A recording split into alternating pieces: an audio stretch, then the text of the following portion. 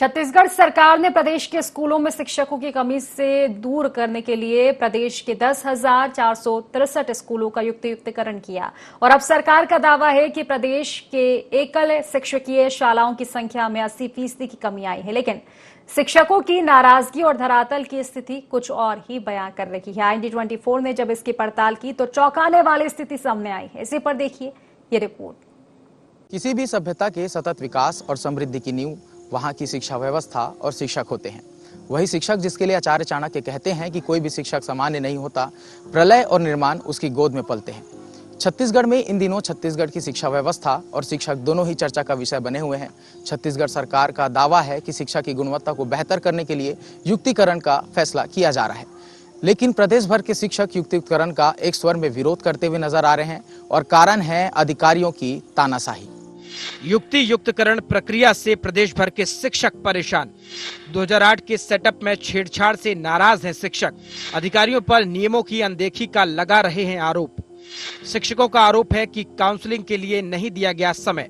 अतिशेष शिक्षकों की सूची किस आधार पर बनाई गई नहीं किया गया स्पष्ट। समायोजित किए जा रहे स्कूल के छुपाए गए नाम। विकलांग और गंभीर बीमारी से ग्रसित शिक्षकों को भी अतिशेष बताकर किया ट्रांसफर। माध्यमिक स्कूल के लिए 2023 में जारी विषय चक्र संबंधित आदेश की हुई अनदेखी।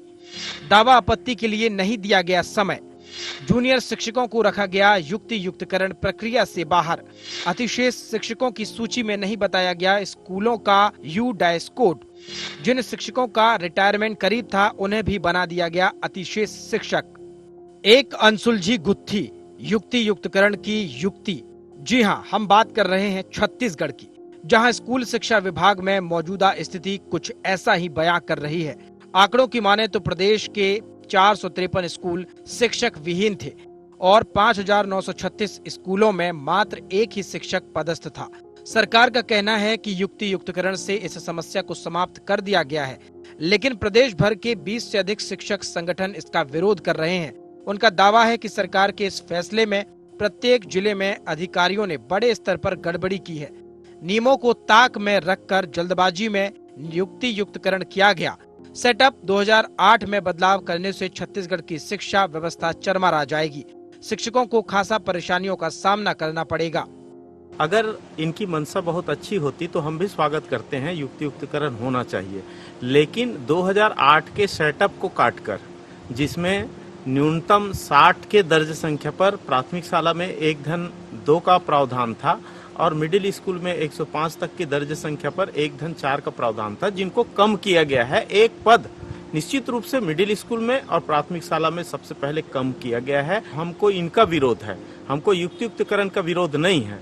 अभी युक्तिकरण का परिणाम ये होगा कि बहुत सारे प्राथमिक विद्यालय में जब शिक्षकों की संख्या कम रहेगी, जब शिक्षकों की संख्या वहां कम रहेगी तो वहां आपको बच्चे भी कम मिलेंगे। छत्तीसगढ़ में एक बहुत अच्छा सेटअप बना था, सेटअप 2008।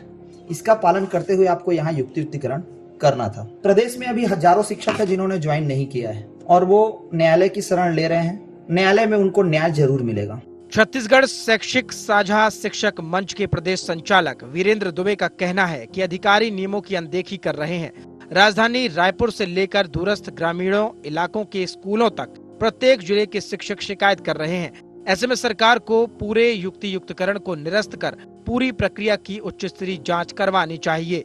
संबंधित कुछ ऐसे जिले हैं आसपास में हमारे, जहां पर जो रिक्त पद है उनको छुपाया जा रहा है और यह बोल के छुपाया जा रहा है और यह बोला जा रहा है कि आपको शिक्षक विहीन और एकल शिक्षक की स्कूल में भेजा जा रहा है, लेकिन वहां पर जाने से पता चल रहा है कि वहां पर ऑलरेडी शिक्षक कार्यरत हैं और रिक्त पद को यदि छुपाया जा रहा है तो उसका आने वाले कल में दुरुपयोग हो सकता है। ये व्यवस्था को सुधारने की जरूरत है और तत्काल प्रदेश में युक्तिकरण को स्थगित करने की जरूरत है। उच्च स्तरीय जांच कमेटी बनाई जानी चाहिए और दोषी अधिकारी के ऊपर कार्रवाई किया जाना चाहिए। शिक्षक संगठनों का आरोप है कि अधिकारियों ने नियमों की इस कदर अनदेखी की है कि ना तो उन्हें दिव्यांग शिक्षक नजर आए, ना ही गंभीर बीमारी से पीड़ित। शासकीय प्राथमिक स्कूल भिलाई 3 के प्रधान पाठक जो किडनी की बीमारी से ग्रसित हैं, उन्हें अतिशेष शिक्षक बताकर उनके घर से 70 किलोमीटर दूर धमधा ब्लॉक भेज दिया गया। ऐसे ही वरुण कुमार निषाद, जिनकी नियुक्ति दिव्यांग कोटे से हुई थी, दृष्टिबाधित वरुण कुमार निषाद का भी युक्तिकरण के तहत स्थानांतरण कर दिया गया है। ऐसा ही एक प्रकरण केशकाल विकास खंड से आया, जहां अशोक कुमार निषाद जो कैंसर से लड़ाई लड़ रहे हैं, उन्हें अतिशेष शिक्षक बताकर 250 किलोमीटर दूर स्थानांतरित कर दिया गया। हालांकि शिक्षक संगठन के पदाधिकारियों के संघर्ष के बाद उनका स्थानांतरण निरस्त किया गया है। मैं गंभीर बीमारी से पीड़ित हूँ, मैं किडनी पेशेंट हूँ, तो मेरा नाम सबसे पहले होना था लेकिन आखिरी में रखा गया और मेरा पोस्टिंग दूसरे ब्लॉक जो मेरे घर से करीबन 70 किलोमीटर धमधा में आगार करके प्राथमिक शाला गांव है, वहां कर दिया गया है। मुझे अपने ही ब्लॉक में, पाटन के ब्लॉक में या नज़दीक के स्कूलों में या 15 से 20 किलोमीटर जो मेरे घर से आना जाना हो सके, यहाँ पर पोस्टिंग देना था। मैं एक दृष्टि बाधित दिव्यांग शिक्षक हूँ। मुझे आने जाने में समस्या होती है, लेकिन इस बात को गंभीरता से नहीं लिया गया। शासन प्रशासन के द्वारा इस बात को यह माना ही नहीं गया कि मैं दिव्यांग हूँ और मेरा युक्तियुक्तकरण शासन प्रशासन के द्वारा कर दिया जाता है। नियमानुसार ऐसे स्कूल जिनका ऐतिहासिक महत्व है, उन्हें इस पूरी प्रक्रिया से बाहर रखा जाना था, लेकिन महासमुंद जिले में एक ऐतिहासिक स्कूल को समायोजित कर दिया गया। शासकीय प्राथमिक शाला खट्टी की स्कूल प्रबंधन समिति का दावा है कि 1814 से उनका स्कूल संचालित है। कई स्वतंत्रता सेनानियों ने यहीं से पढ़ाई कर देश की आजादी में आहुति दी, लेकिन इस स्कूल को कन्याशाला के साथ समायोजित कर दिया गया। वहीं ब्लॉक एजुकेशन अधिकारी तमाम दावों को एक सिरे से खारिज कर रहे हैं। महासमुंद जिले में जब भी स्कूल नहीं था तो उससे पहले खट्टी का स्कूल संचालित हुआ था। सबसे पहले खट्टी में खुला था और इस स्कूल में कई स्वतंत्रता के फाइटर सेनानी जो है इस स्कूल में पढ़कर निकले हैं। अगर शिक्षा विभाग जो है इस पर ठोस कदम नहीं उठाता तो हमारे गांव वाले तालाबंदी करेंगे और आंदोलन करेंगे। शासन के दिशा निर्देश जारी हुए थे, इसके तहत एक ही परिसर वाले जो विद्यालय थे उनका युक्तिकरण किया जाना था। इसी के संबंध में खट्टी जो विद्यालय है, जहाँ पर प्राथमिक शाला और पूर्व माध्यमिक शाला एक परिसर में है, वही परिसर मानते हुए वहाँ का युक्तिकरण किया गया है।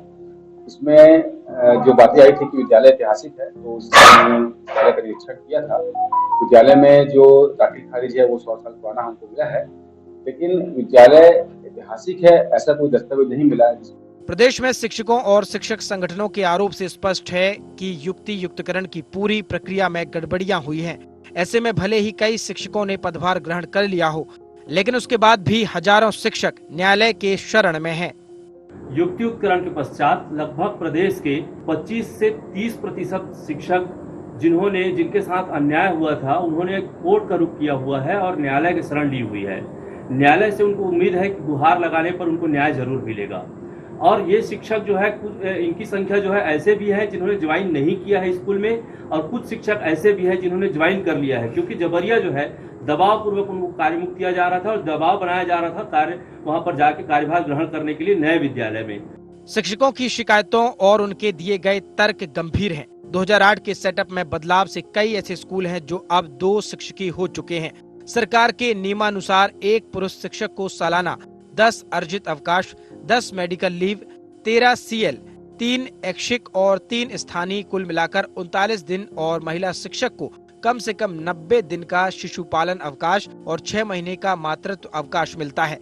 ऐसे में किसी भी एक शिक्षक के अवकाश में रहने से वो स्कूल स्वतः ही एकल शिक्षकीय स्कूल हो जाएगा। ऐसे में हर रोज 100-200 किलोमीटर यात्रा करने के बाद शिक्षक से अच्छी पढ़ाई की उम्मीद रखना तो नासमझी होगी। ऐसे तमाम शिकायतों पर निराकरण करने का आश्वासन देते हुए उप मुख्यमंत्री अरुण साव कहते हैं कि शिक्षा की गुणवत्ता बढ़ाने और एकल और शिक्षक विहीन स्कूलों में पर्याप्त शिक्षक उपलब्ध कराने के लिए ये फैसला लिया है, लेकिन कहानी ठीक इससे उलट नजर आ रही है। राज्य सरकार ने शिक्षा की गुणवत्ता बढ़ाने के लिए और एकल शिक्षकीय स्कूल में शिक्षकों की पर्याप्त व्यवस्था करने के लिए, शिक्षक विहीन स्कूलों में शिक्षक नियुक्त करने के लिए युक्तियुक्तकरण का एक बड़ा काम हमारी सरकार ने किया। ये बड़ी प्रक्रिया थी, इस प्रक्रिया को बखूबी सरकार ने किया है। कहीं पर किसी तरह की कोई त्रुटि होगी तो वो संज्ञान में लेकर निश्चित रूप से उस पर कार्रवाई होगी, पर इसका बड़ा लाभ शिक्षा व्यवस्था में हो रहा है। यह वही देश है जहां शिक्षकों को ईश्वर से भी ऊंचा स्थान दिया गया है। यह वही रामकृष्ण परमहंस का देश है जिसने नरेंद्र नाथ दत्त को विवेकानंद बनाया। यह वही छत्तीसगढ़ महतारी है जिसकी गोद में लव और कुश ने अपने गुरु वाल्मीकि से शिक्षा प्राप्त की। यथार्थ तो यही है कि तमाम समस्या होने के बाद भी शिक्षक अपने छात्रों को ज्ञान से सराबोर कर देते हैं। ऐसे में उठाए जा रहे तमाम तरह के सवाल काफी गंभीर नजर आते हैं। अब देखना होगा कि सरकार तमाम व्यवधानों के बीच किस तरीके से छत्तीसगढ़ की शिक्षा व्यवस्था को दुरुस्त कर पाती है। कैमरामैन मनीष सरपाल के साथ मैं राहुल अग्निहोत्री, ND24 रायपुर।